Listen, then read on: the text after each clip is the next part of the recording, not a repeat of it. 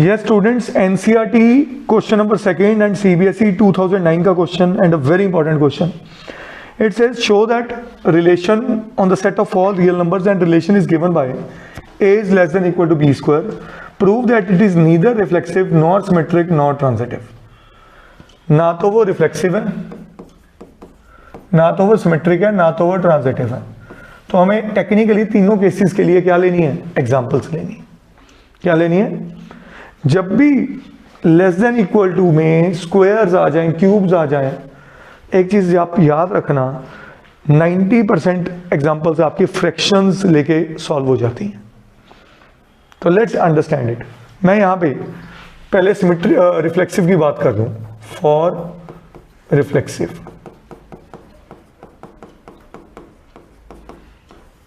हाँ जी, for reflexive. तो अगर रिफ्लेक्सिव की बात है तो मैं यहां पे ये लिख सकता हूं लेट, और ए का ए के साथ ही रिलेशन होता है, let a is equal to half. तो क्या half is less than equal to half का स्क्वायर होगा? नहीं होगा, तो ये रिजेक्ट हो गया. So therefore relation is not reflexive. क्यों रिफ्लेक्सिव क्यों नहीं है? Because a comma A does not belong to relation. Sir 1/2 की पावर स्क्वायर है, और पावर स्क्वायर है, मैंने मन में 1/4 सोच लिया होगा तो यहाँ 4 लिख दिया. ठीक है जी, तो ये स्क्वायर है और दिस इम्प्लाइज. ठीक है जी, इज दैट क्लियर? क्योंकि 1/2 और का स्क्वायर 1/4 और 1/4 क्या होता है? Smaller than 1/2. तभी मैंने आपको बोला स्क्वायर और क्यूब में सबसे पहले थॉट क्या रखो कि हमें फ्रैक्शन लेनी है, क्योंकि फ्रैक्शन की पावर जितनी बढ़ेगी फ्रैक्शन उतनी छोटी होगी. ठीक है, अब आते हैं फॉर सिमेट्रिक. फॉर सिमेट्रिक, अच्छा सिमेट्रिक में क्या है? ए कॉमा बी रिलेशन उसने देना है और हमें प्रूव करना है b comma a is not in the relationship. तो इस केस में हम क्या ले सकते हैं?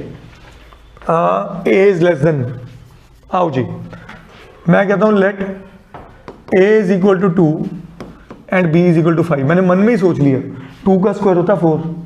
4 से बड़ा सोच लो कोई भी नंबर. ठीक है, तो क्या मैं यहां पे लिख सकता हूं 2 is less than equal to 5 का स्क्वायर? बोलो.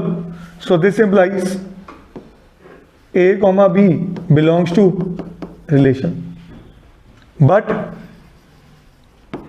5 is not less than equal to 2 का स्क्वायर, क्योंकि 2 का स्क्वायर 4 होता है. तो मैंने मन में पहले वैल्यू वो सोची कि जिसका स्क्वायर से बड़ी वैल्यू उठा लो ताकि रिवर्स ऑप्ट कर ही ना पाए. So this implies B comma A does not belong to relation, और ये क्रॉस हो गया. ठीक है जी, so therefore relation is not symmetric. Relation is not symmetric. पर ट्रांजिटिव होगा. उन्होंने कहा ट्रांजिटिव भी प्रूफ करो कि नहीं है, उन्होंने खुद पूछा हमसे, तो दैट मीन्स हमें ऐसी एग्जांपल सोचनी है. हाँ जी, फॉर ट्रांजिटिव. ट्रांजिटिव में हमें ए बी और सी के बारे में बात करनी है, ताकि ए कॉमा बी रिलेशन में हो, बी कॉमा सी रिलेशन में हो, but a comma c relation में ना हो. तो ऐसी 3 चीजें सोचनी है जो पहले 2 रिलेशन तो फॉलो कर जाए और तीसरे रिलेशन में आके हाथ खड़े कर जाए कि नहीं बन रही बात. 5 3 का स्क्वायर 9. 5 इज लेस देन 3 का स्क्वायर. 3 इज लेस देन 2 का स्क्वायर 4. नहीं, फंस गया ना.